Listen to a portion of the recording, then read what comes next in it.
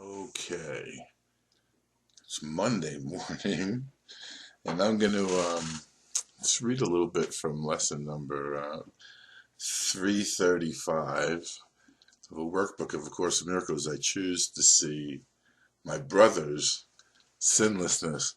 I just had to go out and run a couple errands, and my mind is receptive, and I think this is the process and the condition. Let's call it for a moment a condition of the utilization of our mind and our heart, where we've freed ourselves from enough of our own misperceptions of who we are and who our Father is. We've had enough experiences that we are well on our way to being receptive, because we no longer feel the need to block communication. And ultimately, this is all about communication, reestablishing communication, because as is talked about in the Course by Jesus, it says it was never a loss of perfection, but it was a break in communication. And that was one of the things I was reminded of today as I was driving. One of the things that I was told way back is just listen to the music. And as I sit back and put the music on, it never fails that the music, there's a seamless nature to the experience of unity consciousness that is still within the world of perception, but is at the borderland of thought, where conversion of thought and alignment with the universal thought begins to occur naturally, because we've loosened our mind and the world from all we thought it was, no longer block the communication, and are being restored to a natural state of receptivity, or as Jesus says in the Course, the natural state of the created to the Creator is one where it's revelatory in nature, because God only gives. We were created to receive in order to give, because we're created exactly like God, except we are not that. So we were given. Now, what we are is God giving, so we must give as well. And as we give, we receive. And in that flow becomes the experience of the natural state, wherein which the song of the universe begins to be heard, and everything becomes participatory in that. Now, there's a receptivity that comes along with it, and one of the things I was reminded this morning when I was out was the recognition and the necessity to remember that we have already been created whole and perfect. And it's not something that must be earned. It is what has already been given. So forgiveness is not about earning our way back because we did something wrong. Forgiveness is God's love in action in our heart and mind when we begin to choose the spirit of the oneness of the Father in moments where we previously would have chosen separation and need to defend and attack. Okay? So it's important to remember that there's not a new state that we're trying to create.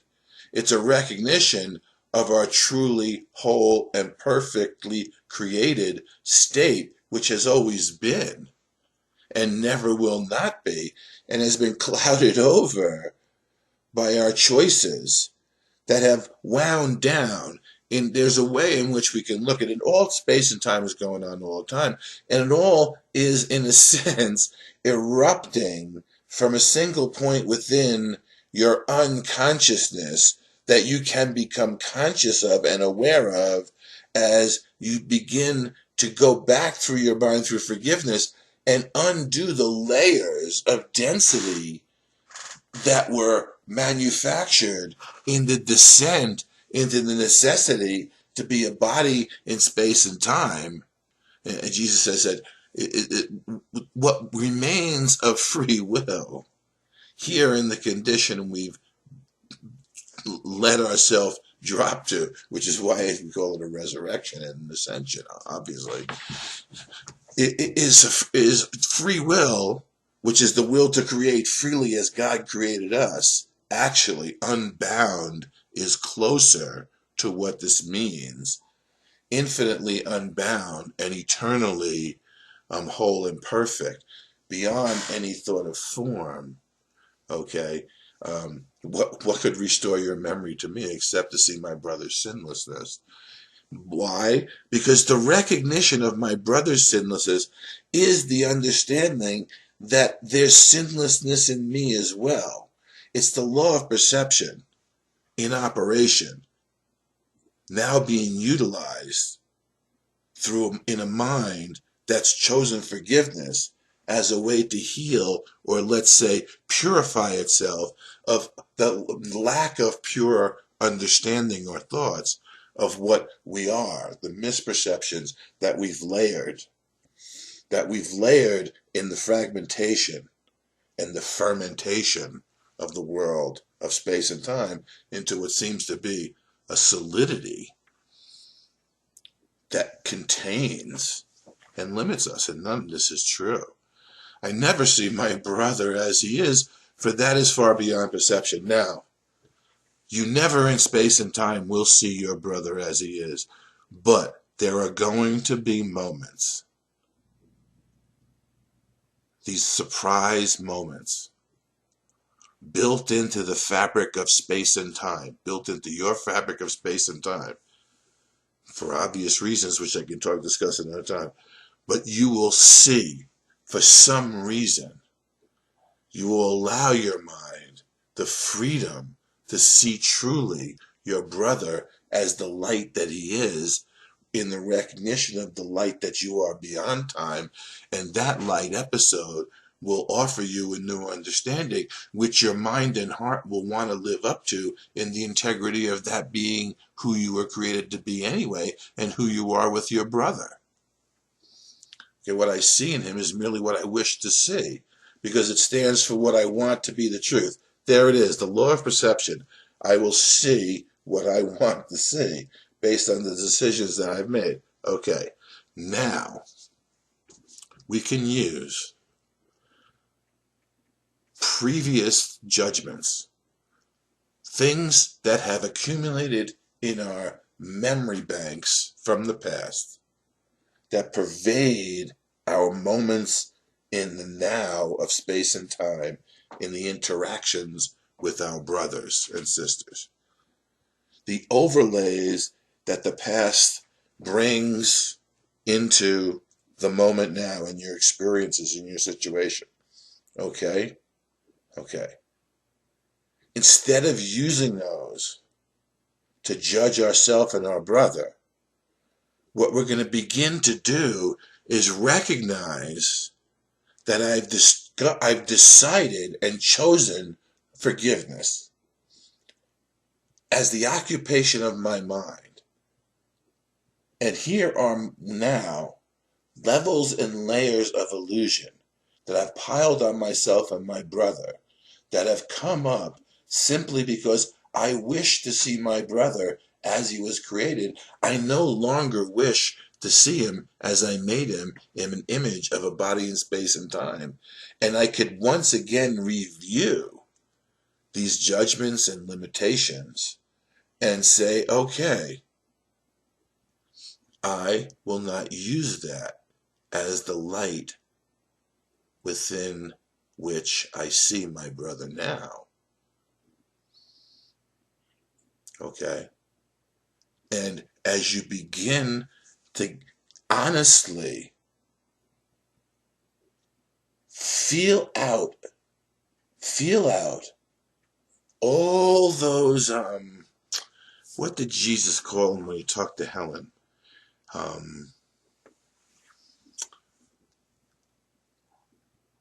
The wild, little, treacherous thoughts that still wander.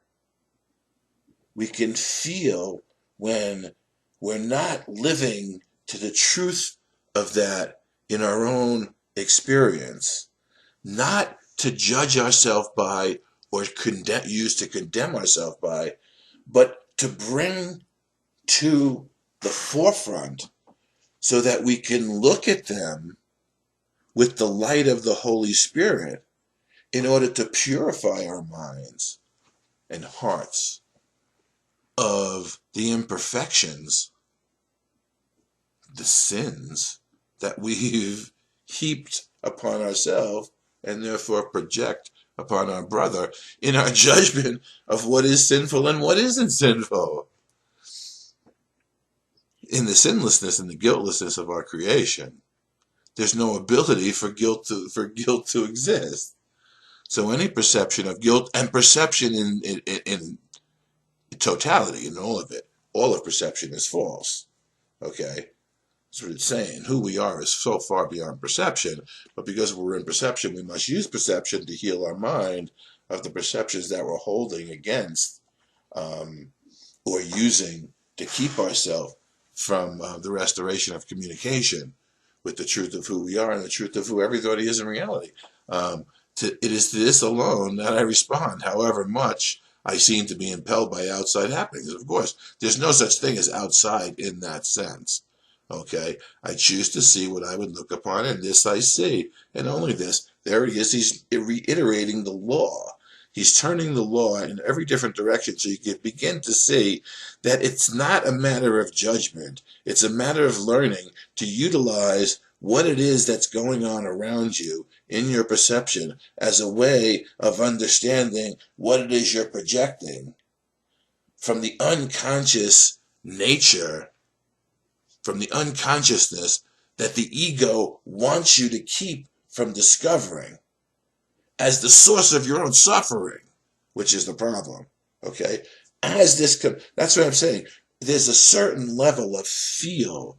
You must get in touch with your body and not look at your body as good or bad, but as a vehicle of communication wherein which registers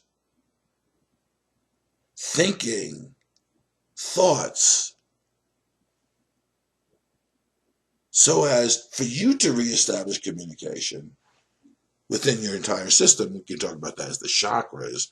We're healing the chakra system, and the deeper you go in the healing, when you finally get down to the bottom, the base, and the root chakras, that's when you can begin to look at the personal ideas of death that you've kept hidden from yourself and are saving and opting for, like the trump card, as to how you will exit this world of space and time when things get to be too bad, or they get to begin to feel like you've been doing this over and over again and know not what to do but are afraid to ask, is what comes down to it. And I will see it, having chosen to behold my brother in his holy light. So if I say to myself, okay, I'm in this situation, and I'm not feeling right. I'm thinking something's wrong. I'm thinking my brother is guilty.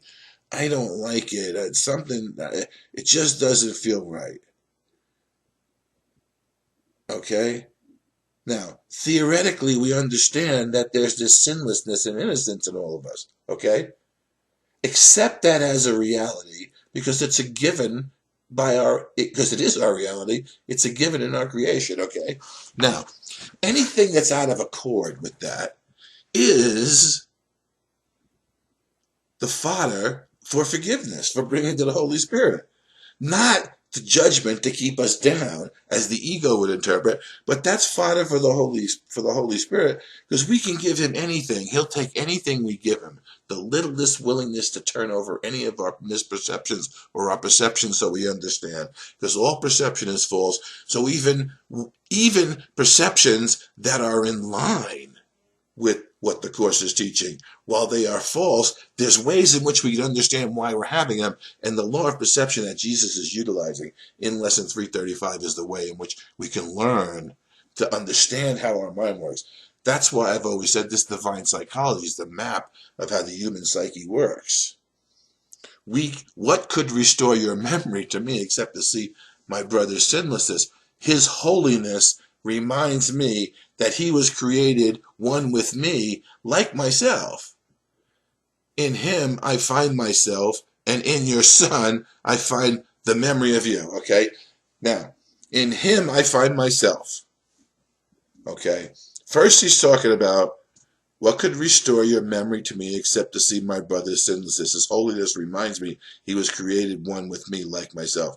The beginning of this is operating in forgiveness so that you can recognize your own innocence and then desire to see your brother's innocence. The miracle is when you see in your brother your innocence, and in joining with your brother, the restoration of where two or more are gathered in my name, in the name of the light and love of the Lord Christ through Jesus's recognition. Okay? Therein, you begin to recognize yourself and your brother as you were both created beyond space and time, because you've healed the separation in a single instant and get the result of that healing simultaneously to the instantaneous acceptance of the recognition of the oneness of who you are in the light. And in that, when we're free enough here, this is what Jesus tried to tell people, but they were not ready to understand yet back in his own day, and he talks about that as well. When he said, before you go unto the Lord, you must go back and make peace with your brother. And then you can go unto your Father clean, with clean hands, and your Father will accept you. But the rejection of your brother here is the rejection of your Father in reality, as above, so below, as within, so without. Yes, this is lesson 335. I choose to see my brother's sinlessness. Everything here, nothing happens but by your choice. Get used to that. Okay? Don't bemoan and lament past choices. Recognize that you have always been getting the result of the choices of your mind, and at worst have not known that, so have been making bad choices. And now, even in the hesitancy to make a choice, use the hesitancy not to judge yourself or to not choose, but use the hesitancy to stop and recognize you know not what to choose, so a choice can be offered to you from beyond the limitation of your own aggregation of space and time by the Holy Spirit, who knows how to allow to use for the allowance of space and time to literally be used to reassemble the fragmented brotherhood through the single whole seamless garment that we were created to be. I choose to see my brother's sinlessness, because in my brother's sinlessness and my recognition of my own innocence comes the remembrance of our Father's creation of who we are in eternity as whole.